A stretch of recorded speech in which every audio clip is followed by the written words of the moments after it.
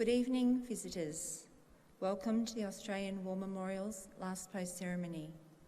My name is Karis May, and joining us today from the Australian Army is Warrant Officer Class 2, Janelle Lear. We are honoured to acknowledge Director General Tsai, Taiwan Ministry of Justice, Investigations Bureau from Taiwan. We welcome the veterans who have served, those that are still serving, and the families that support them. We acknowledge the members of RSL and Services Clubs Association, RSL Victoria and RSL Queensland, who are watching the broadcast of this ceremony from around Australia. During the ceremony, wreaths will be laid at the base of the pool of reflection by visitors and students on behalf of the following schools. From Victoria, Bellevue Primary School from Baldwin North and Coburg North Primary School.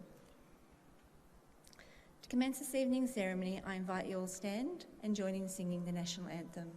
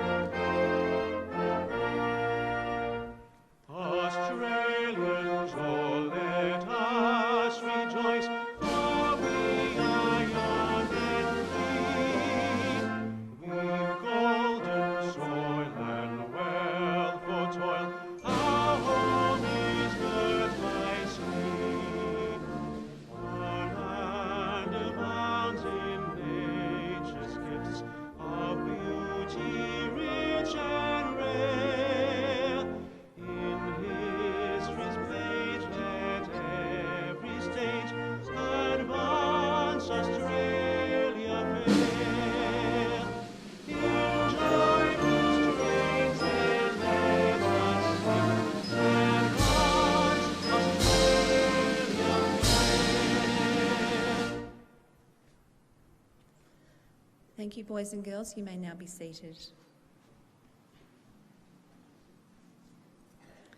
The Australian War Memorial was the vision of Charles Bean, Australia's First World War official historian.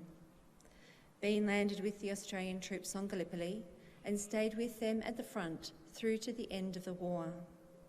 The idea of this national memorial and museum came to him at Pozières, France, in the depths of the bloody fighting of 1916. Bean's idea was that this would be a place where families and friends could mourn their loved ones buried in faraway places. It would also be a place that could help all Australians understand what these men and women had endured and what they had done for us.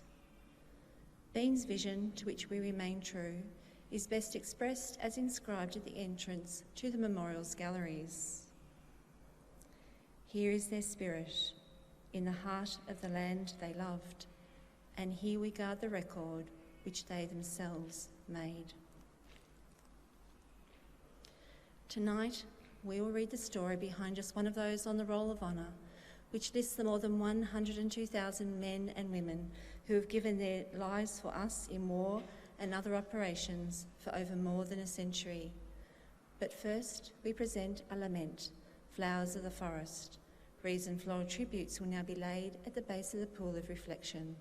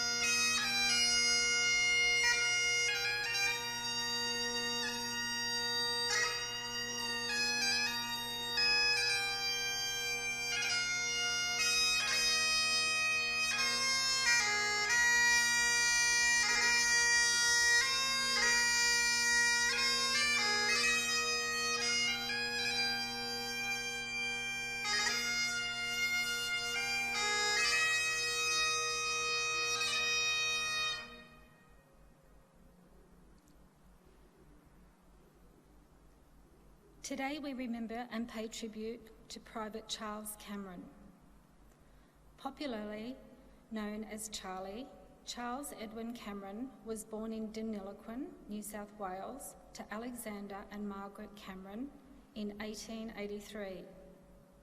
He attended the local public school and went on to become a coach driver before enlisting in the Australian Imperial Force in early October 1916. He was posted to the 23rd Battalion and by the end of the month had sailed for overseas service on board the troopship Argyleshire. On the journey, he met Stanley Elam and the two became good mates. Cameron and Elam arrived in Plymouth, England in January 1917 and continued training on the Salisbury Plain before joining their battalion on the Western Front in early April. A month later, the 23rd Battalion was in the front line near the French village of Norroy. On the 4th of May, Cameron was wounded in the left leg. The wounds were serious enough to be considered life-threatening, and after receiving emergency care in France, he was sent to England, where he took several months to recover. Cameron returned to the 23rd Battalion in France in October 1917. Apart from a short period of leave in Paris, he remained with the battalion in the summer of 1918. On the 4th of July 1918, the 23rd Battalion participated in an operation to capture the French village of Hamel. The operation was successful and the battalion suffered only minimal casualties. One of those casualties, however, was Private Cameron. This time he had been wounded in his side. He was taken to hospital in Le Havre and recovered after several weeks of treatment, returning to his battalion at the end of July. Within days, Cameron's battalion participated in the Battle of Amiens and then continued to advance in the wake of the operation's success. On the 17th of August, Cameron was with his mate Sergeant Stanley Elam in an old French trench. They were talking about the plan for their next attack, which was to be launched at daybreak, when an artillery shell fell amongst their group, killing 3 and wounding several others. Sergeant Elam was knocked unconscious. When he came to, he found Cameron lying beside him, seriously wounded. Cameron's arm and thigh was shattered, and shell fragments had pierced his abdomen in at least 2 places. He said to Elam, "They have done for me this time, Stan. Write and tell Mother how I died, and tell her I have always tried to do my bit and not to worry for me." Shortly afterwards, he fell unconscious. Although Elam and others were able to bandage him up and get him on a stretcher, Charlie Cameron died before the stretcher bearers had carried him more than a few yards. Sergeant Elam kept his promise to write to Mrs. Cameron. He told her the story of her son's death, finishing his sad tale by saying, "Thus passed away your dear boy, and our sincere friend and comrade, whom we all admired greatly, for Charlie was one of the bravest and most conscientious soldiers in this battalion. He fought cleanly and gamely at all times, and it is due to heroes such as he that we have achieved a glorious victory." Charlie Cameron was 35 years old. He was buried on the battlefield, but after the war, his remains were moved to Heath Cemetery in Arbonair, where they lay today under the words, "In loving memory of the dear son of A. and M. Cameron of Deniliquin." His name is listed on the Roll of Honour on my right, among more than 60,000 Australians who died while serving in the First World War. This is but one of the many stories of service and sacrifice told here at the Australian War Memorial. We now remember Private Charles Edwin Cameron, who gave his life for us, for our freedoms, and in the hope of a better world.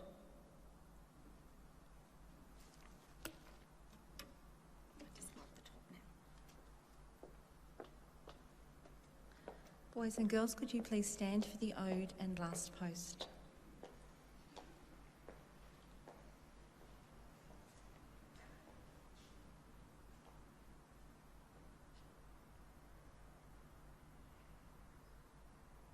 They shall grow not old, for we that are left grow old. Age shall not weary them, nor the years condemn. At the going down of the sun, and in the morning, we will remember them.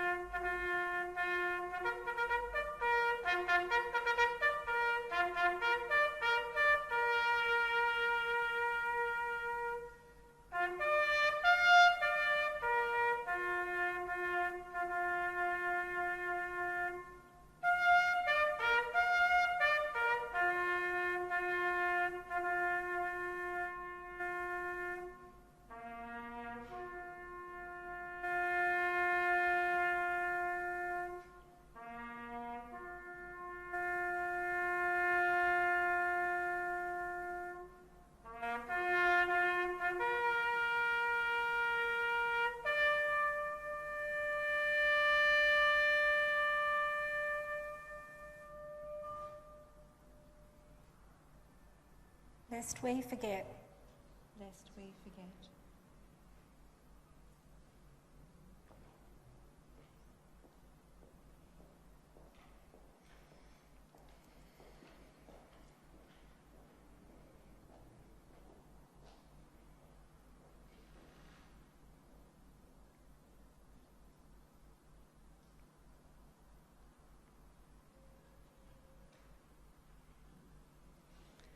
We leave you this evening with the words of the memorial's founder, Charles Bean.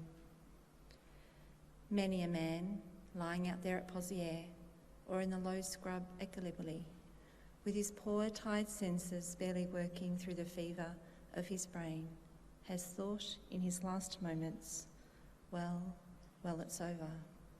But in Australia, they will be proud of this. Ladies and gentlemen, that concludes this evening's last post ceremony. We would like to thank you for visiting the Australian War Memorial today, and we wish you all a very good evening. Thank you.